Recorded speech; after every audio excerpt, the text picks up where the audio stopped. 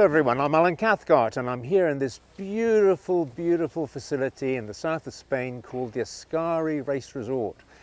It's a private racetrack owned by a very lucky but hard-working Dutchman called Klaas Vaart, and I'm here to ride the Triumph Speed Triple 1200 RR. This is the most powerful motorcycle that Triumph has ever made. Actually, I guess it's also their sportiest, even though it doesn't have full fairing. Why is that? Because Triumph does sport in a way differently from everybody else. They make bikes that are real-world motorcycles, and having had the honour of testing every single Triumph model since John Bloor brought the brand back from the dead in 1990, I can say that this is unquestionably their finest sport bike yet.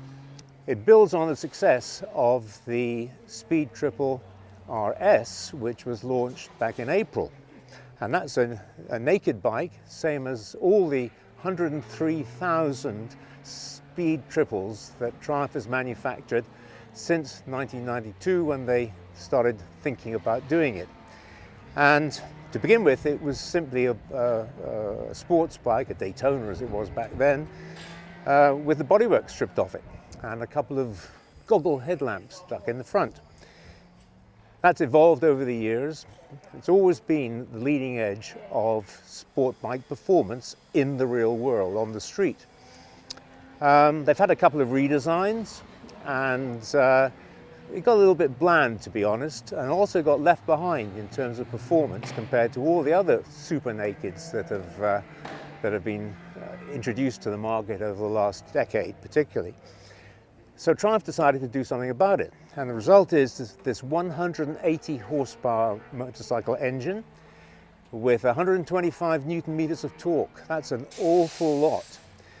That torque is spread all the way through the rev band. It's a bike where you can just hold third and fourth gear for long, long stretches. The great thing about this motorcycle is it's got a completely different riding position than the RS. First of all, it's got a fairing, which the RS didn't have. It was completely naked. And Triumph has used the opportunity to restyle it with just a single round headlamp, very cafe racer style from the 1960s, except this is very much a cafe racer for the 21st century. They've taken advantage of that to move the handlebars, which are now 5 inches, that's a lot, 135 millimeters, lower than the RS, and they're 2 inches, 50 millimeters further forward. They've also moved the footrests back, not nearly so much. They've raised them 16 mil and they've pushed them back, I think it's 22, 23 mil.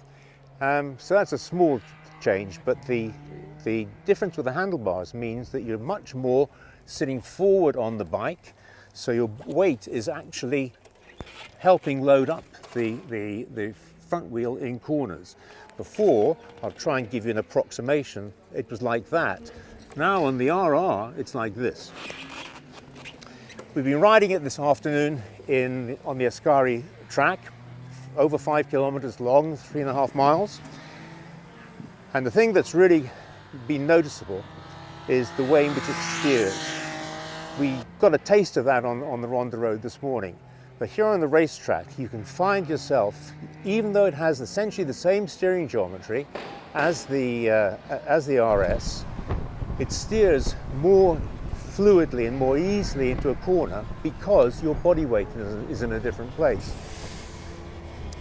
Another big difference, and a huge difference, is that whereas the RS had conventional Öhlins suspension, here we have Öhlins' electronic suspension. On the road, this was noticeable. You could really feel the electronic suspension working, especially over bumps. You could feel it going up and down, and basically ironing out every single road imperfection. It's uncanny how much the ride quality has improved. It seems strange to say this about a sports bike, but it's actually plush. It gives you a really comfortable ride. On the racetrack, it's different. There, you are assured of having the optimum suspension setting for each corner. The Öhlins works it out for you. It's much too long and complicated too. You need an instruction session to even begin to understand how it works.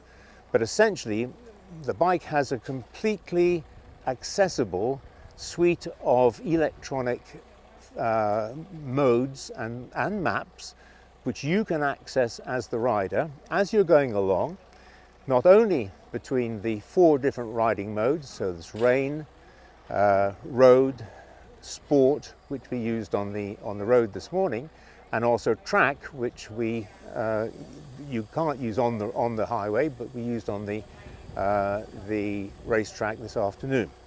In addition to that, despite all the extra weight of the fairing and the extra weight of the suspension, because there are 4 different motors to power the settings, compression and rebound in the rear, compression on the left fork, rebound on the right fork, each one with its own motor. So that all adds weight, but there's some carbon fiber here.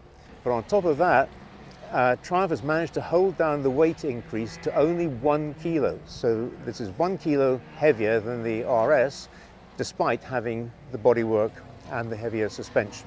For anybody who is really interested in a super road bike that is going to be capable of being taken to the racetrack and have a great track day, I think that this is going to be really one key contender in that particular market.